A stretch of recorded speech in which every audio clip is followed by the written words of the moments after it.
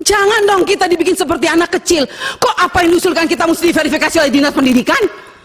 Anda mau nggak sebagai menteri diverifikasi oleh Dikbud, oleh dinas? Jangan aneh-aneh lah.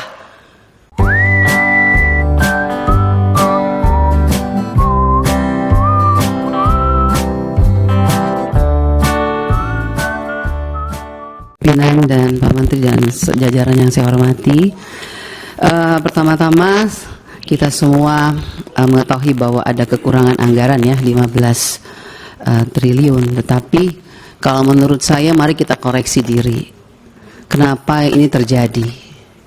Jujur sama diri kita sendiri.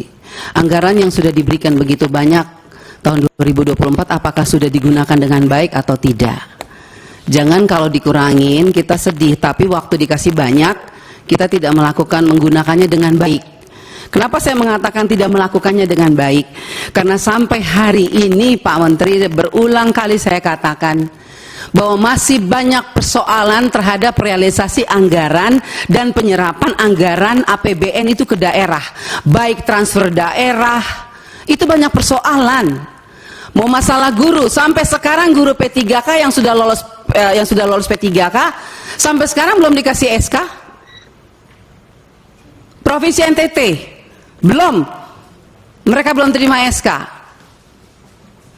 Kedua, guru-guru daerah terpencil masih banyak yang belum terima juga tunjangannya.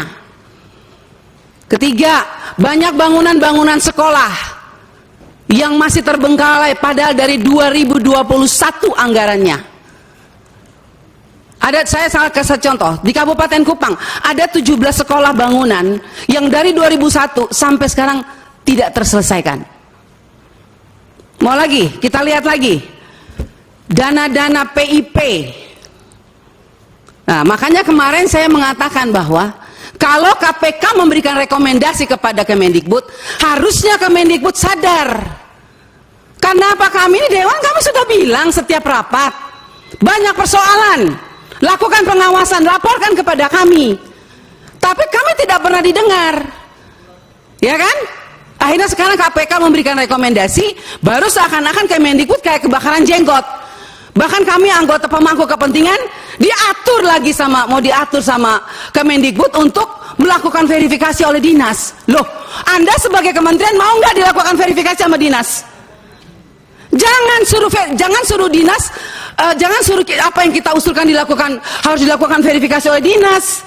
Kita ini lembaga tinggi negara, wakil rakyat. Kita yang menentukan anggaran di Indonesia ini. Bagaimana kepala dinas bisa memverifikasi data yang kita berikan? Anda sebagai kepala kementerian mau nggak diverifikasi sama dinas? Bapak Ibu ini kan orang-orang pintar setahunya saya di Kemendikbud, orang-orang berpendidikan. Kok bisa salah mengambil kebijakan? Anda mengeluarkan Perseksjen yang dimana poin nomor 3 dikatakan bahwa data yang direkomendasikan sebagaimana dimaksud pada huruf B diverifikasi oleh Dinas Pendidikan. Loh, kita ini pemangku kepentingan usulkan itu dari Dapodik sekolah. Dapodik itu harusnya kan, makanya tadi Pak Andre bilang operator sekolah itu diperhatikan, karena semua itu dari operator sekolah. Kepala sekolah aja kadang-kadang tidak tahu apa yang terjadi dilakukan oleh operator sekolah. Dinas Pendidikan juga nggak tahu. Nah, kementerian juga, jadi kalau mau melakukan verifikasi, harusnya kementerian melakukan verifikasi terhadap dinas, dinas lakukan verifikasi terhadap kepala sekolah, hasil verifikasi itu baru diberikan kepada kami. Itu jangan dibolak-balik. Bahkan saya minta Bapak Ibu pimpinan, kita ambilkan rekomendasi kepada KPK, periksa apa yang ada di Kemendikbud. Karena ini banyak persoalan, PIP, KIP, dana BOS, banyak hancur ini. Tolong Ibu, saya minta Pak Pimpinan, kita berikan rekomendasi kepada KPK, periksa dari 2021, 2022, 2023. Nggak usah tambah anggaran kalau memang banyak korupsi, uang negara habis, bukan untuk rakyat. Saya marah Pak Menteri untuk sekian kalinya, karena memang ini kenyataannya di lapangan. Jangan dong kita dibikin seperti anak kecil. Kok apa yang diusulkan kita mesti diverifikasi oleh Dinas Pendidikan? Anda mau nggak sebagai menteri diverifikasi oleh Dikbud, oleh dinas? Jangan aneh-aneh lah. Kalian tuh dipilih oleh presiden, harusnya berikanlah yang terbaik untuk rakyat. Semoga pembicaraan saya ini dilihat oleh presiden yang baru. Semoga presiden yang baru memperhatikan kinerja kementerian sekarang ini, memperhatikan eselon-eselon satu yang sudah ada ini, tidak memberikan solusi kepada negara, hanya membuat persoalan di daerah. Yang tertinggal tetap tertinggal, yang guru menangis tetap menangis. Bicara platform digital, mana keadilan untuk daerah 3T? Enak daerah-daerah yang sudah ada internetnya diberikan terus, tapi kita yang daerah 3T yang tidak ada internetnya dibiarkan begitu saja. Mana keadilan sosial bagi seluruh rakyat Indonesia, Pak Menteri? Saya sangat kecewa. Kita sudah mau habis masa jabatan, Anda mungkin sebentar lagi habis, atau Anda lanjut, saya tidak tahu. Tapi saya puji Tuhan, Tuhan dan rakyat masih memilih saya kembali. Dan sampai ini, apapun yang terjadi, kita yang terpilih kembali, kita akan tetap memperjuangkan keadilan dan kebenaran untuk kemajuan anak negeri kita. Bukan untuk kita anggota dewan, bukan. Jadi jangan aneh-aneh punya pikiran negatif terhadap wakil rakyat.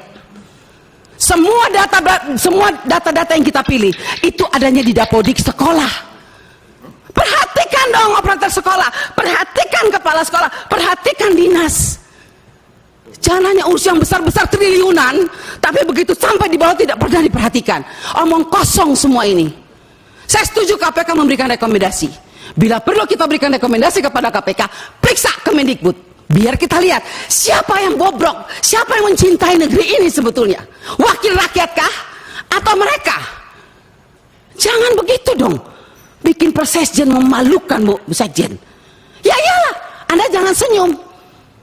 Anda membuat persekjen, tidak mikir, masa kita diverifikasi oleh dinas? Mending kalau kepala dinasnya bersih. Kalau kepala dinasnya justru yang mencuri uang PIP, bagaimana Ibu? Saya mau tanya sekarang, jawab. Apa Anda pikir semua kepala dinas bersih? Oh tidak. Mari kita buktikan. Mau kita turun, kita buktikan, kita tanya jangan sama kepala dinas, tanya sama penerima PIP. Itu baru bisa dapat jawabannya. Kalau Anda hanya turun hanya di dinas, semua jawabannya bagus. Tapi coba turun ke rakyat, turun ke penerima orang tua. Kalau nggak lihat itu orang tua punya air mata. Omong kosong, nama ada, SK ada, uang nol sampai hari ini. Baik. Jadi kalau kita mau bicara soal anggaran, Pak, jangan ditambah. Tuhan juga tidak ingin semua uang negara ini hilang. Saya yakin dan percaya sampai ini anggaran turun, karena Tuhan itu lihat air mata orang miskin. Jadi kalau anggaran turun jangan marah. Mungkin inilah kehendak Tuhan supaya kita koreksi diri, stop dan bertobat. Kalau mau lihat bangsa ini baik dan lebih maju. Terima kasih pimpinan.